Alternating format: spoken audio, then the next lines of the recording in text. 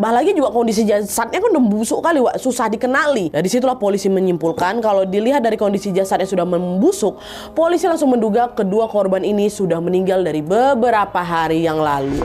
Polisi juga yakin ini jelas kasus pembunuhan. Karena dari hasil pemeriksaan awal, kondisi di lokasinya udah janggal ya kan. Ada di parkiran, ditambah lagi mobilnya juga terkunci rapat dari luar. Tapi di dalam ada dua jasad dalam posisi yang nggak wajar, nggak ada dokumen identitas, dan juga nggak ada tanda-tanda mereka ini berusaha keluar dari mobil itu ya kan. Nah situasinya jelas nggak mungkin kematian biasa, Wak. Dari situlah polisi menduga kuat kalau ada pihak lain yang sengaja menghabisi nyawa mereka. Kedua jasad ditaruh di mobil, lalu meninggalkan mobil itu di parkiran untuk menghapus jejak.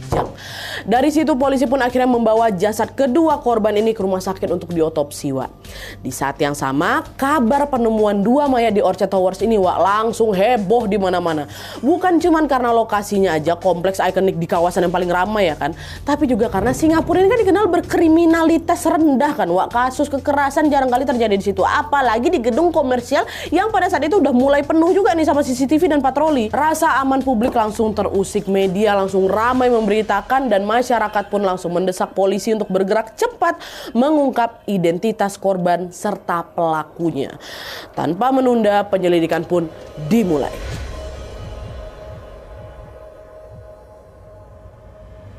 Nah, karena waktu itu kasus penemuan jasad ini langsung viral di mana-mana, Wak, bahkan juga sampai keluar luar negeri Singapura ya. Alhasil banyak sekali orang yang berdatangan ke rumah sakit untuk memastikan korbannya itu apakah anggota keluarga mereka apa bukan. Karena ada juga kan orang-orang yang keluarga nggak pulang, takutnya itu mereka pula yang mati di sana. Dan kebanyakan dari orang-orang yang datang ini adalah para orang tua, suami atau istri atau juga anak atau pasangan orang yang hilang ini, karena mereka udah beberapa hari nggak pulang dan nggak ngasih kabar gitu. Nah, dari sekian banyaknya orang itu, Wak, ada satu keluarga yang mengenali salah satu dari kedua jasad itu, yaitu jasad yang laki-laki, melalui tato tulisan Thailand di lengannya korban.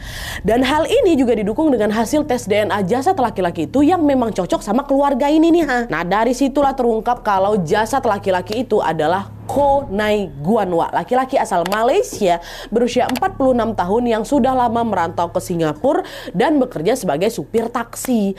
Nah, si Koh ini atau jasad laki-laki ini pernah menikah, Wak, sama perempuan asal Singapura dan katanya juga memiliki 3 orang anak, tapi habis itu mereka bercerai.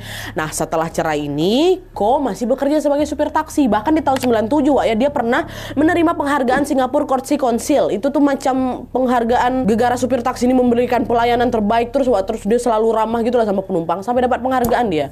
Tapi tidak diketahui pasti alasannya nih, Wak, ya. Entah mungkin karena dia mau dapat penghasilan lebih atau karena alasan lainnya. Di tahun 98 atau 1 tahun setelah dia dapat penghargaan itu, si Koh ini resign dari supir taksi dan beralih menjadi supir pribadi. Cuman di sini, Wak, keluarganya si Koh ini nggak tahu siapa majikannya si Koh ini jadi supir pribadi siapa, keluarganya nggak tahu. Sampailah 3 tahun kemudian, tepatnya di awal bulan Januari 2002 itu, Wak, Koh tiba-tiba susah dihubungi sama keluarganya yang ada di Malaysia. Feeling orang tuanya pun jadi nggak enak. Ditambah lagi beberapa hari kemudian keluarga si Koh ini dengarlah berita tentang penemuan jasad laki-laki tanpa identitas di Orchard Towers. Nah, disitulah orang tuanya si Koh ini makin nggak tenang lagi. Sampai akhirnya mereka pun memutuskan untuk mengecek langsung jasad itu ke rumah sakit. Dan waktu diperiksa ternyata betul jasad itu Koh, anaknya mereka. Terungkaplah ini satu identitas korban di situ kan, si Koh. Nah, berbeda dari jasadnya si Koh yang udah langsung teridentifikasi, jasad yang perempuan itu, Wak, masih belum terungkap tuh di titik ini. Tapi karena jasadnya itu sudah ditemukan satu mobil sama si Koh, polisi pun menduga korban perempuan ini mungkin saja punya hubungan sama si Koh. Entah itu kawannya, rekan kerjanya, atau mungkin pasangannya ya kan. Jadi polisi pun menyelidiki lebih lanjut lagi dengan mewawancarai beberapa saksi yang memang kenal sama si Koh. Kok kenal nggak sama cewek ini gitu ya kan. Tapi sayangnya, Wak, dari sekian banyak saksi termasuk sama keluarga si Koh, tidak ada satupun yang tahu soal jasad perempuan yang ditemukan bersama jasadnya si Koh. Nggak tahu. Akhirnya selama berhari-hari ke depan jasad perempuan itu pun masih belum terungkap. Barulah sekitar di akhir Januarinya, Wak, ada seorang laki-laki asal Fujian, Tiongkok yang bernama Lin Jiasong yang melapor ke polisi Tiongkok. Polisi Tiongkok ya, bukan polisi Singapura.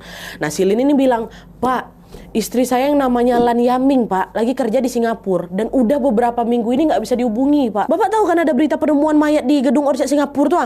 Saya takut jangan-jangan itu istri saya, Pak. Tolonglah Pak bantu telepon polisi Singapura, katanya ke polisi Tiongkok. Nah, Lin ini atau si suaminya ini juga menyebutkan ciri-ciri